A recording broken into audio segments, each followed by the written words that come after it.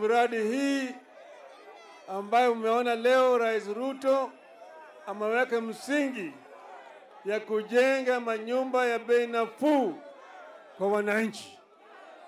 Hii ni moja ya mpango ya serikali ya kusaidia wananchi. Hii mpango ya manyumba ya hali ya chini ni mpango ya serikali. Na hii mpango tulianza zamani sana. Maana yake tuko na shida 5. Haki ya kibinadamu. Ya kwanza, haki ya kuishi. Pili, haki ya chakula. 3, haki ya malazi.